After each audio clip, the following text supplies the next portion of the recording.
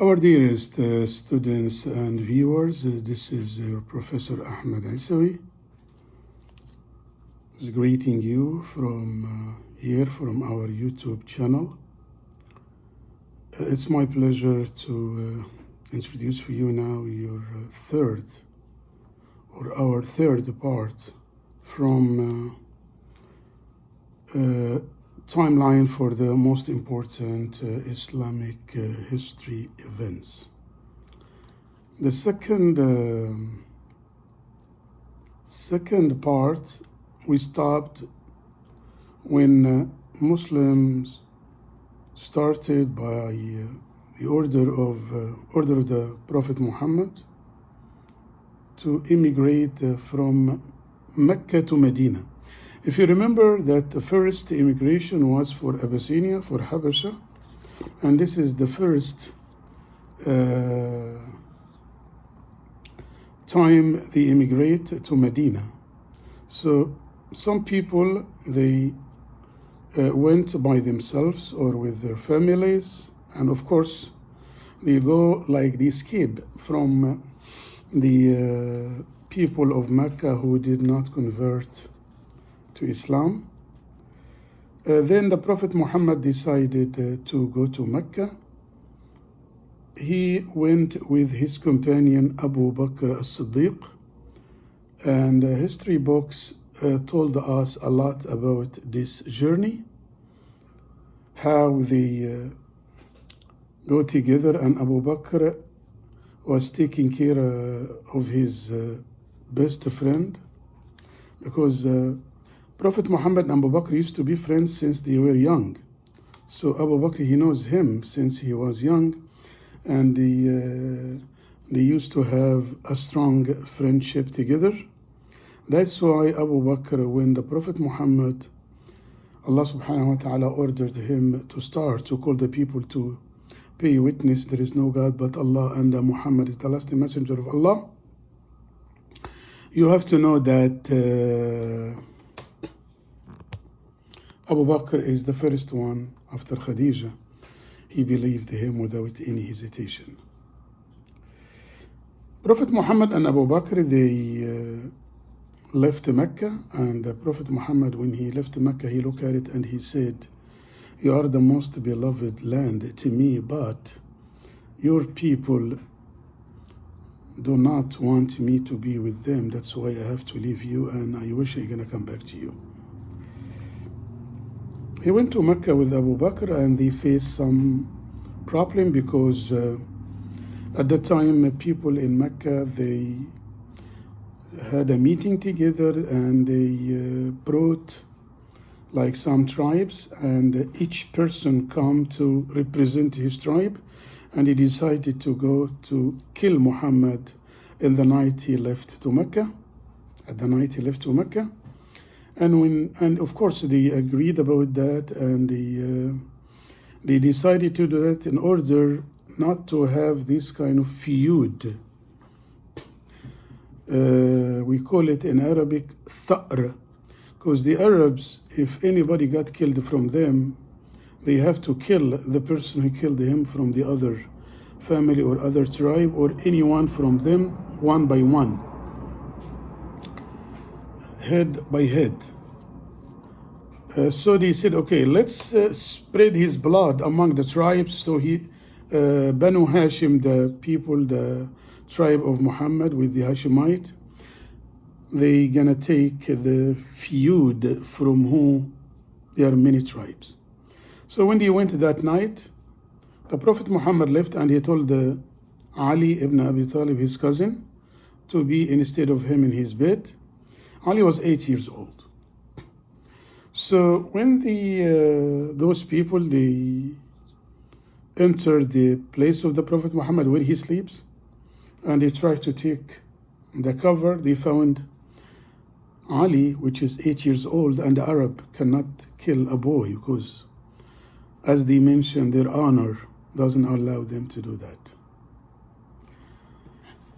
At that time, they ran after him. They know that he left to Medina, and they tried to follow him. So Abu Bakr, actually, when he was working with him, he tried to mislead anybody that who is the Prophet among them, even when they meet by some people they know him.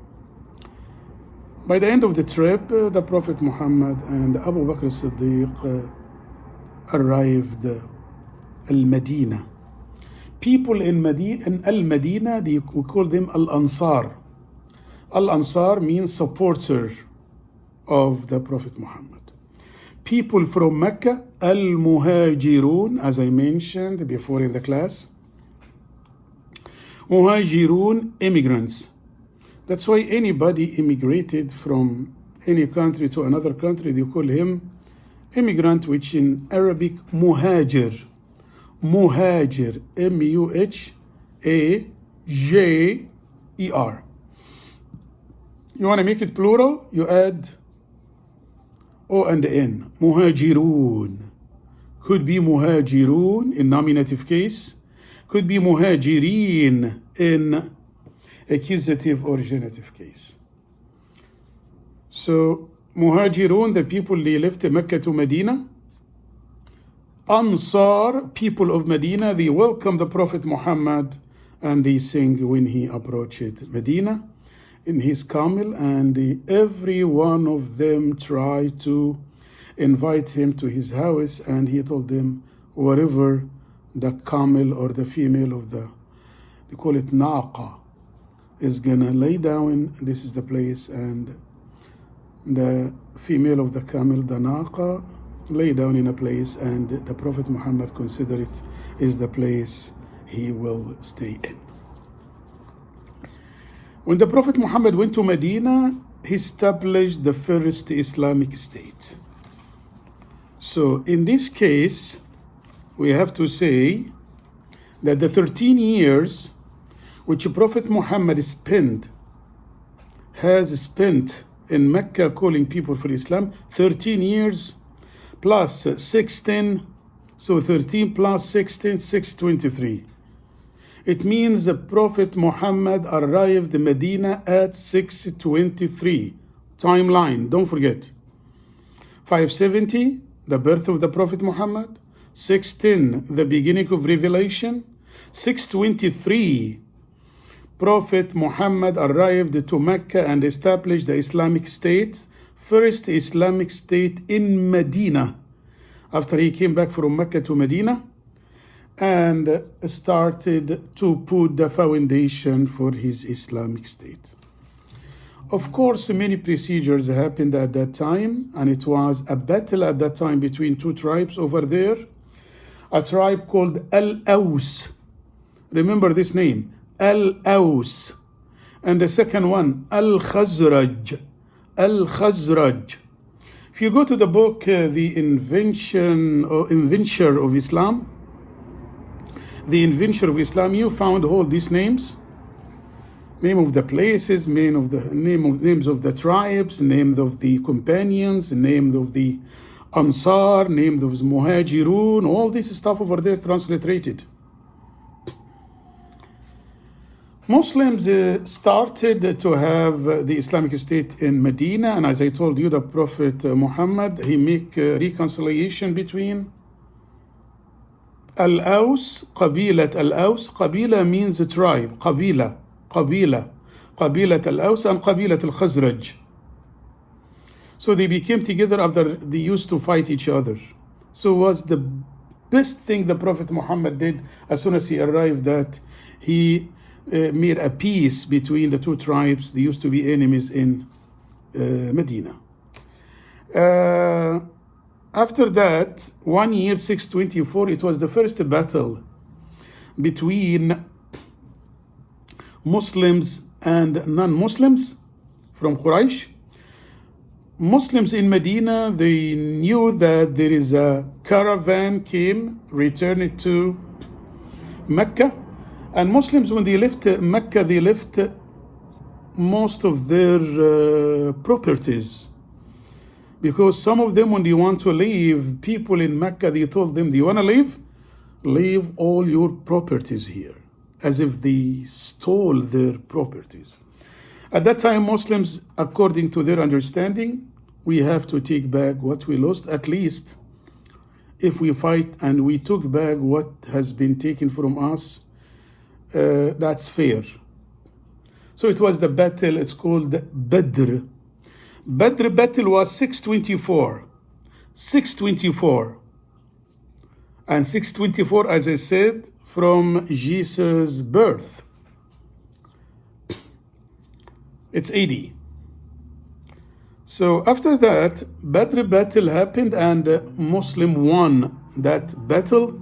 And it's the first victory in Islam when Muslims won, and they won that battle, and of course they got ghanaim. The word ghanaim, whatever they got out of the battle, from camels, from cattle, from money.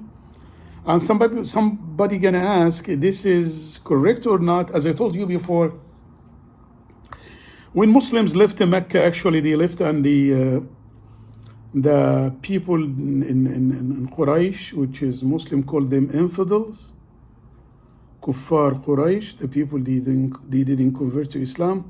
They took from Muslims out all their properties. They said, you don't deserve it because you made it here in Mecca. If you want to go to Medina, leave it here in Mecca. So according to their understanding, that's fair.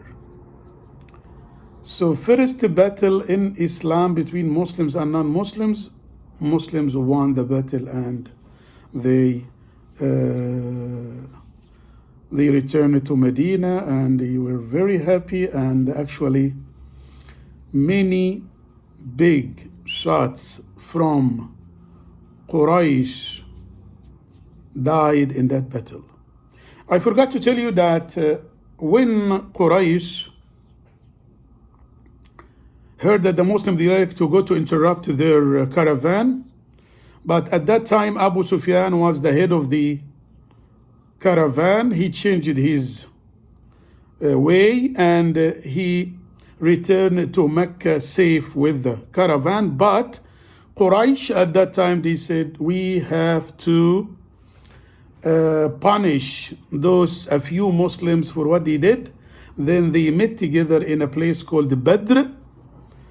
It was a well of water at that time over there, and that's why they call it Badr. So the battle has happened at that time, and then, as I told you, the result of the battle, it was the winning for Muslims. So you have to know how is the situation happened. Muslims tried to interrupt the caravan, came from Yemen or Levant area to Mecca, but the head of the caravan was Abu Sufyan. He knows how to, and he heard about that the Muslim, they want to come to interrupt him and to take over the caravan from him, and he considered this like a shame on him if he failed. So he changed his way, and he returned to Mecca safe. But people in Mecca, they said, okay, let's punish those people. They thought Muslim, they are weak, they cannot face them. But Muslim at that time, with the people in the Medina, it was not good army according to the number and the weapon of the people from Mecca. Was no equality, but the faith of Muslims at the time made them won the battle between them and the people in Quraysh. So if anybody has any question, please feel free to contact me or to send the question, ask about if anything is not clear in this situation, because some people actually they thought how this battle happened, because maybe kind of misunderstood. As I told you before, again I repeat, Muslims heard that there is a caravan came to Mecca, and he said, let's go out to take this caravan, because in Mecca they took our property, and Abu Sufyan at that time, he knows how to run away with the caravan returning to Mecca. He succeeded to do that. But people in Mecca, they said, oh, how those people, they have this kind and they try to stop our caravan. Let's go to fight them. Let's go to punish them. They went and they met in this area called Badr, B-A-D-R. It's a fountain. It's a well of water. That's why they call the battle Badr. So after that, Muslim won that battle. It was 624. After Muslim, of course, this is give the Muslim